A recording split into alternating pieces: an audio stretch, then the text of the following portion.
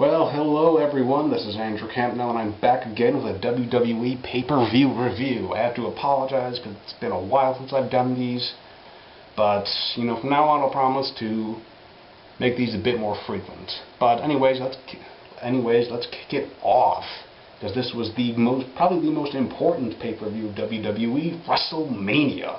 And I would say overall, this was definitely a much better one compared to last year and years prior. I mean, they really stepped it up with the matches, because they really made it solely for the matches, and, I thought that was cool.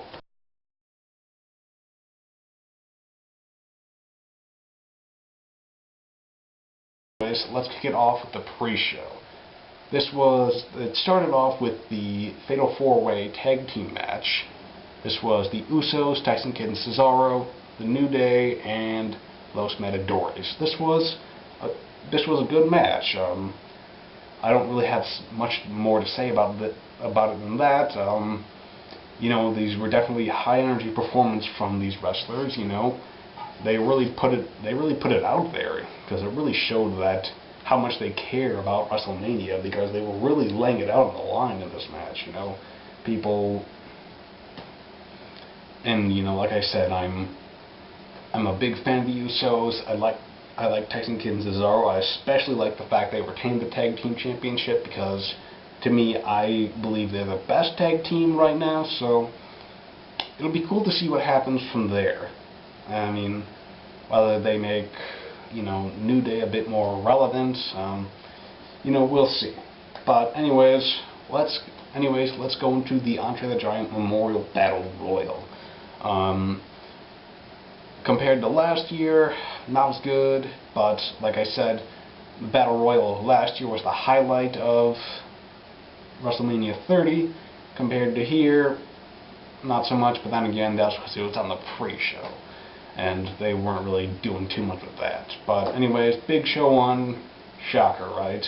But I think the stand-up performer was Damien Mizdow, because he was doing a lot of stuff that he wasn't used to doing, because he had his shtick with The Miz, and he turned face, eliminated The Miz, and I definitely think it's going to be pretty cool what happens coming up with Extreme Rules, how they handle this rivalry.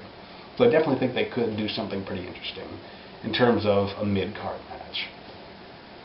So, anyways, that really covers it. The pre-show, I don't have much to say.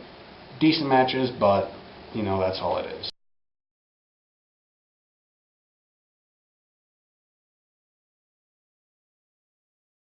So anyways, let's go in to the main show, and it kicks off the IC title ladder match.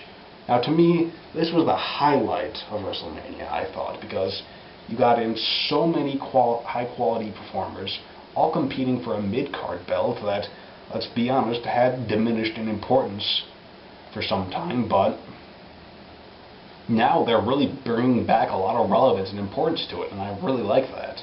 And, well, as you know, they had Ziggler, Daniel Bryan, Bad News Barrett, Stardust, Ambrose, R-Truth. There was a seventh one.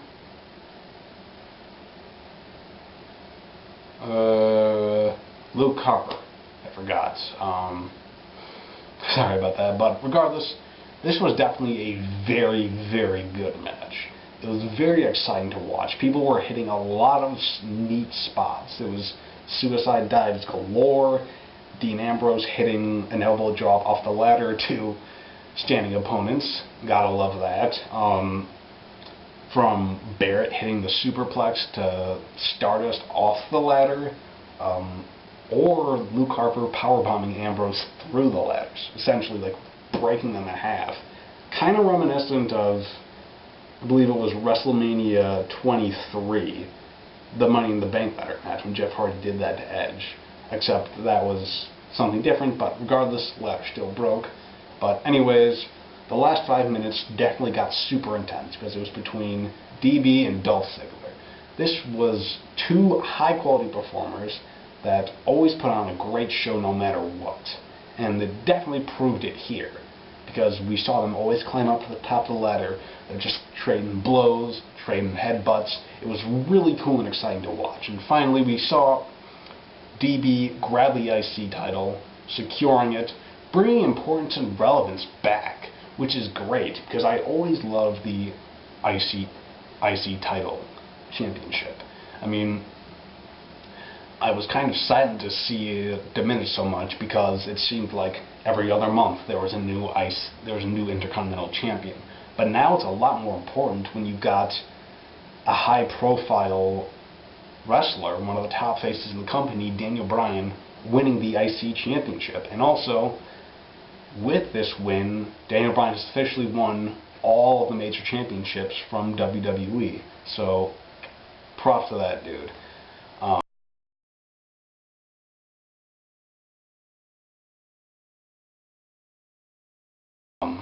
So then we kick into Orton Rollins. This was definitely another great match. This was probably one of the other highlights, I would say, because these are two performers that are at the top of their game. Rollins is the top heel in the company. Sorry about that. Rollins is the top heel in his company. Orton is still performing really well, but that's not a surprise because he's Randy fucking Orton. And like I said, this was like a highly skilled chess match between the two, and it was definitely really cool to see, especially as we all know the best RKO ever, because we saw Rollins come in for his usual curb stomp, but what Orton did was sort of flip him up with his head. Rollins was sort of hanging there 10 feet in the air, and then as he dropped, RK'd him straight down. And if you don't believe me, watch the highlight of that. That is incredible. The best spot hidden of WrestleMania. Probably almost one of the best I've ever seen. So this is a very cool match to see, because I like this Orton-Rollins rivalry, and I'm excited to see what they're going to do coming up.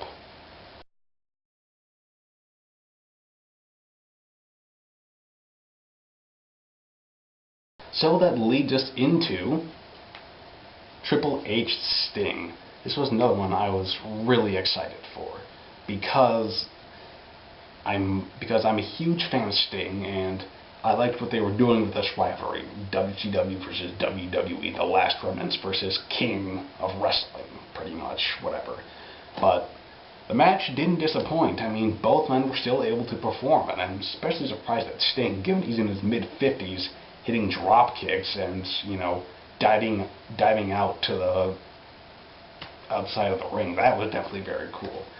And it included some match interferences, which I'm not a big fan of, but it included NW and D-Generation X, so it definitely added to the story, and these interferences I kind of liked. However, the one thing I didn't like about this match was the ending.